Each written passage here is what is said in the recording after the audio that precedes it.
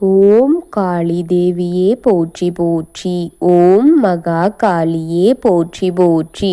ஓம் பத்ரகாளி தாயே போற்றி போற்றி. என் அன்பு குழந்தையே, இந்த மங்களகரமான தினத்தில் உனது பிரச்சனைகளை எல்லாம் போக்கி உனக்கு நல்லதையே நடத்தி தர வேண்டும் என்று இன்று உன் தாய் உன் வீட்டிற்கு வர இருக்கின்றேன்.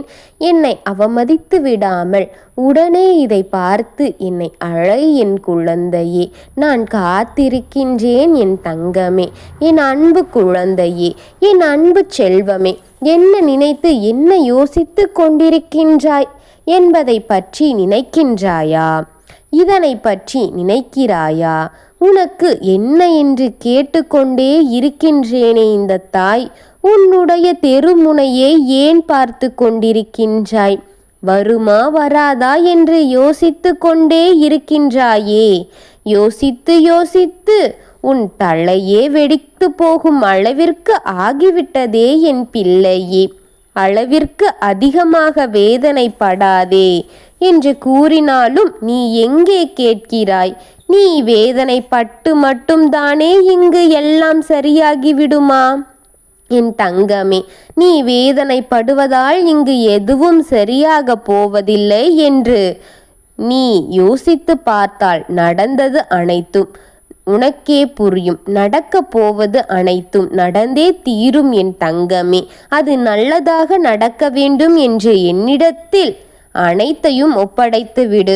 நீ நினைத்தால் என்னிடத்தில் ஒப்படைத்து விடு என்றுதான் நான் நாளுக்கு நாள் உனக்கு நாள்தோறும் உன்னிடத்தில் கூறிக்கொண்டே இருக்கின்றேனே என் அன்பு பிள்ளையே.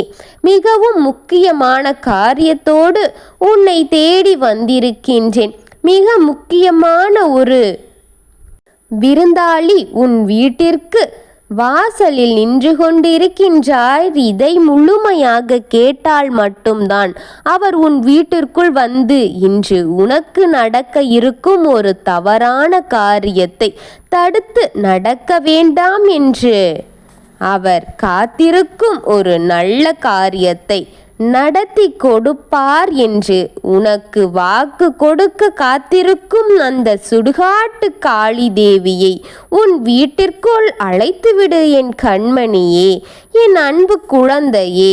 காரணமாகத்தான் கூறுகின்றேன், இதை முழுமையாக கேள் என் பிள்ளையே. முழுமையாக கேட்டால்தான் நடந்தது புரியும். அப்பொழுதுதான் உனக்கு நடக்க வேண்டியதை நல்லதாக நடத்தி கொடுக்க முடியும் என் செல்லமே. என்பதால்தான் உன் மனதை ஒருநிலைப்படுத்தி அதை அமைதியாக பொறுமையாக கேள் என் குழந்தையே. இதை தள்ளிவிட்டு போய்விடாதே, அலட்சியமாகவும் எண்ணிவிடாதே என் செல்ல குழந்தையே. இன்று உன் விருந்தாளியாக வந்திருக்கும் இந்த காளியை நீ அழைக்க வேண்டாமா? அழைக்க வேண்டும். காரணம் என்ன தெரியுமா? நடப்பதை பற்றி தெரிந்து கொள்ள வேண்டுமல்லவா என் பிள்ளையே. நாளுக்கு நாள் உன் விரோதிகள் உன்னை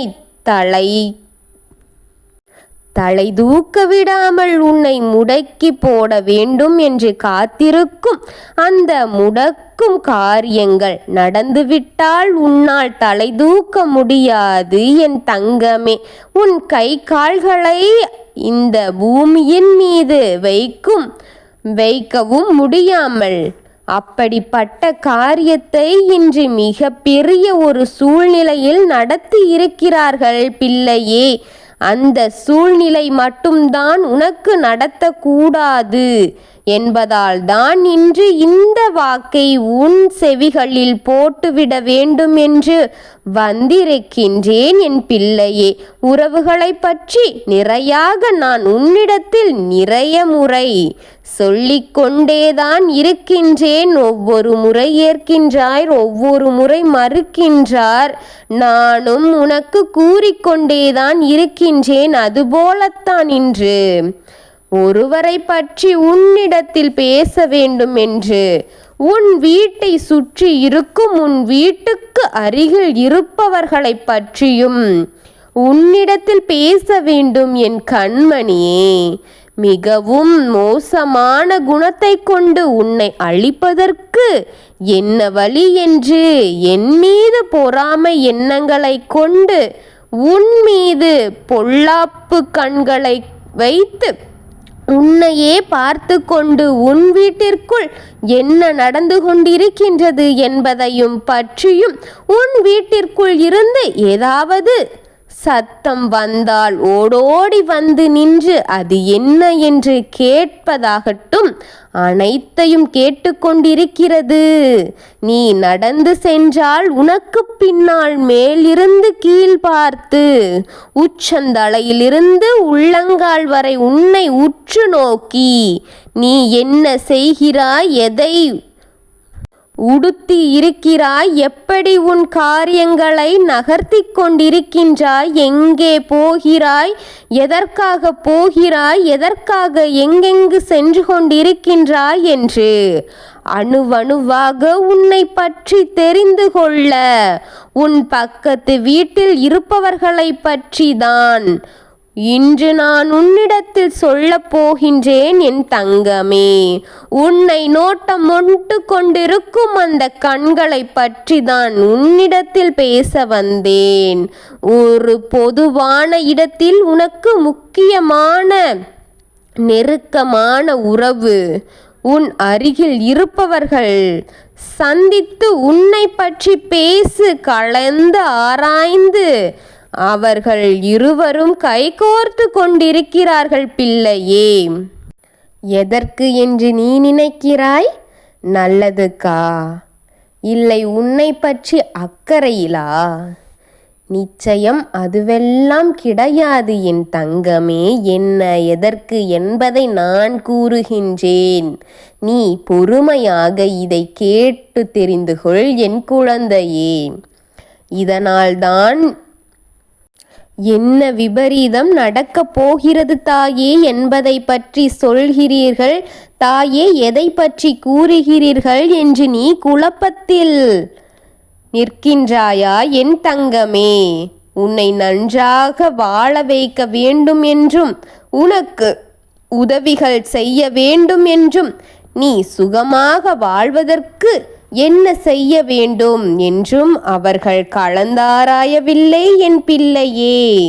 ஒருவன் வாழ்ந்துவிடக்கூடாது, அதுவும் அவன் மகிழ்ச்சியாக வாழ்ந்துவிடக்கூடாது, அவனுக்கு எந்த நல்லதும் நடந்துவிடக்கூடாது, தப்பித் தவறி நல்லது நடந்துவிடக்கூடாது என்று அவன் சிரித்துவிடக்கூடாது, அவன் வீட்டிலிருந்து சிரிப்பு ஒலி கேட்கவே கூடாது. உன் தெய்வங்களை கையெடுத்து வணங்கிவிடக்கூடாது, அவனுக்கு அவன் தெய்வங்கள் கூட ஒத்துழைக்க கூடாது என்பதற்காகத்தான் இங்கு ஆட்கள் அதிகமாக இருக்கிறார்கள் பிள்ளையே. உன்னை நல்லா வாழு என்று சொல்ல ஒரு உயிர் இல்லை என் குழந்தையே. அதைத்தான் அவர்கள் கலந்து ஆராய்ந்து கொண்டிருக்கின்றார்கள் பிள்ளையே. உன் உறவுகள் அவர்களிடம் கேட்டுதான் அவன் என்ன செய்கிறான், அவர்கள் என்ன செய்து கொண்டிருக்கிறார்கள், அங்கு தெய்வத்தை வணங்குகிறார்களா? அப்பொழுது உன் அருகில் இருப்பவர்கள் சொல்கிறார்கள், என்ன கேடு நடந்தாலும் அவர்கள் வீட்டில் என்ன பிரச்சனை நடந்தாலும் அவர்கள் தெய்வத்தை வணங்குவதை விடுவதும் இல்லை என்று. தெய்வத்தை வாக்கு ஏதோ ஒன்று மட்டும் ஒலித்து கொண்டிருக்கின்றது. நானும் கவனித்து கொண்டுதான் இருக்கின்றேன். முதலில் அவன் தெய்வம் நம்பிக்கை தடுத்து நிறுத்த வேண்டும் என்று உன் அருகில் இருப்பவர்கள் போய் உன் உறவுகாரர்களிடம் சொல்லிக் கொண்டிருக்கிறார்கள் பிள்ளையே. உன்னை முழுவதுமாக முடக்க அவன் திட்டமிட்டு கொண்டிருக்கின்றான் என் பிள்ளையே. புரிகிறதா? நான் சொல்வது உனக்கு புரிகிறதா? எதனை நிறுத்த அவர்கள் என்ன செய்து கொண்டிருக்கிறார்கள், என்ன தீமை செய்யுவார்கள், உனக்கு முழுமையாக வருமோ, எதை தடுத்து நிறுத்த சொல்லி உன் பக்கத்தில் இருப்பவர்கள் சென்று உனக்கு தீங்கு இழைக்கிறார்கள் அப்படி தீங்கு இழைத்து கொண்டிருக்கிறார்கள் உன் உறவுகாரர்களிடம்தான். போய் இப்படியெல்லாம் சொல்லிக் கொண்டிருக்கிறார்கள் பிள்ளையே. அப்பொழுதுதான் தெய்வ சக்தி தடுத்து நிறுத்த வேண்டும். உன்னுடைய தெய்வ நம்பிக்கையை தடுத்து நிறுத்த என்ன செய்யலாம்? அவன் சென்ற இடம் எங்கும் தெரியாமல் சுடுகாட்டிற்கு சென்ற பிள்ளையே. அவன் சுடுகாட்டிற்கு சென்றிருக்கின்றான் பிள்ளையே. என்ன செய்ய வேண்டும் என்று ஆராய்ந்து பலரிடம் கேட்டு தெரிந்து அங்கு சென்று ஒருவன் உனக்கு செய்த பூஜைகளை பற்றித்தான் இன்று சுடுகாட்டுக்காளி உன்னிடத்தில் வந்து சொல்ல அதை தடை செய்ய வேண்டும் என்று உன் வீடு தேடி வந்திருக்கின்றேன். ஏன், என்ன காரணம்? எதற்கு காளி என்னை காப்பாற்ற என் வீடு தேடி வந்து கொண்டிருக்கிறீர்கள்? எதற்காக வர வேண்டும்? நீ இரக்க குணம் கொண்டவன். நீ யாருக்கும் தீங்கு நினைக்காதவன். யாருக்காகவும் கேட்டது நடந்துவிடக்கூடாது என்று நினைப்பவன். யாருடைய உறவையும் தட்டி பறித்துவிடக்கூடாது என்று நினைப்பவன். யாருடைய சொந்தங்களுக்கும் சுகமும் எந்த ஒரு குறையும் இருக்கக்கூடாது என்று பரிவு காட்டி கொண்டிருக்கும் என் குழந்தை. அந்த காரணத்திற்காக ஒருவர் அழுதாள். உன்னால் தாங்க முடியாது ஓடோடி சென்று உதவி செய்யும் உனக்கு எக்காரணத்திற்காகவும் எந்த பூஜை உனக்கு பழித்துவிடக்கூடாது என்று உன்னை தேடி உன் தாயாக நான் உன் காளி வந்திருக்கின்றேன். எக்காரணத்திற்காகவும் உன் புத்தி தடுமாறி போனாலும் தெய்வ பக்தியை விட்டு விடாதே. தெய்வத்தின் நம்பிக்கையை விட்டு விடாதே. தெய்வம் இல்லை என்றால் இந்நேரத்தில் நீ இல்லாமல் போயிருப்பாய். இது சத்தியம் என் பிள்ளையே. புரிந்து கொண்டாள் இந்த உலகத்தில் நீ வாழ்ந்து விடுவாய். புரியவில்லை என்றால்தான் தடுமாற்றம் அதிகமாக வரும். ஒவ்வொரு தெய்வமும் உனக்கு துணையாகத்தான் இருக்கின்றது. எந்த நேரமும் உன்னை கைவிட்டு வேடிக்கை பார்க்காது என்பது சத்தியம் என் பிள்ளையே. அதுதான் உண்மை என் தங்கமே. உனக்கு நம்பிக்கை இருக்கும் வரை இந்த தாய் உன்னுடன் இருக்கின்றேன். தெய்வத்தை வணங்கிக் கொண்டுதான் இருக்கின்றாய் என்பதால் நானும் உன்னிடத்தில் தான் இருக்கின்றேன். தெய்வத்தை வணங்கு என்று உன்னிடத்தம் சொல்கின்றேனே. என்னிடத்தில் சொன்ன அத்தனையும் புரிந்து கொள் என் தங்கமே. நான் சொன்னது அனைத்தும் உனக்கு புரிந்திருக்கும் என்று நம்புகின்றேன். உன்னை நான் அனுதினமும் பார்த்து கொண்டே இருக்கின்றேன் என் செல்வமே. தெய்வ நம்பிக்கையை கைவிட்டு விடாதே. உன்னை தெய்வம் என்றுமே கைவிட்டு விடாது என்பது சத்தியம் என்பதை புரிந்து கொள் என் குழந்தையே. தங்கமே, இன்று ஒன்று என்னவென்று நீ நினைக்கின்றாய்? இன்று ஒன்று உன்னிடத்தில் நான் கூற வேண்டும். அந்த காளி வணங்க வந்த காளி இன்று உனக்கு காளியை வணங்கு. அந்த காளி இன்று உனக்கு நடக்க போகும் கெட்ட காரியத்தை தடுத்து நிறுத்தி உனக்கு நடக்க வேண்டிய நல்ல காரியத்தை நடத்தி கொடுக்க வேண்டும் என்று அந்த காளி தேவி பெயரை உச்சரி என் பிள்ளையே. இப்பொழுது அந்த தாயின் பெயரை உன் வீட்டில் நீ அப்படியே வந்து விடுவார் என் தங்கமே. அவரின் பெயரை உச்சரி என் குழந்தையே. உடனடியாக நீ செய்ய வேண்டியது காளியின் நாமத்தை உச்சரிக்க வேண்டும். 11 முறை உச்சரி என் குழந்தையே. ஒரு முறை உச்சரிக்கும் பொழுது அந்த தாயின் முகத்தை உன் மனதில் வைத்து கொண்டு தாயை மனதார அழை என் குழந்தையே. நீ அழைக்கும் அந்த கணத்தில் அந்த தாய் உன் வீட்டிற்குள் இறங்கி வந்து உனக்கு நடக்க இருக்கும் தப்பான காரியங்களையும் தீமைகளையும் தடுத்து நிறுத்தி உனக்கு நடக்க இருக்கும் நல்லதை மட்டும் உனக்கு நடத்தி கொடுக்கும் வாழ் என் தங்கமே. அதற்காகத்தான் இந்த தாய் காத்திருக்கின்றாள். இது சத்தியம், இது சத்தியம் என் செல்வமே. உனக்கு நல்லதை நடத்தி தர வேண்டும். நல்லதை தடையின்றி நடத்தி கொடுக்க, தடைகளை தாறுமாறாக உடைத்து எறிய உன் தாய் காத்திருக்கின்றாள் என்னை. நீ தாமதித்து பார்த்து விடாமல் உடனே பார்த்துவிடு. அந்தந்த நேரத்தில் அதை செய்வதற்கு அந்தந்த நேரத்தை இந்த தாய்க்காக ஒதுக்கிவிடு என் பிள்ளையே.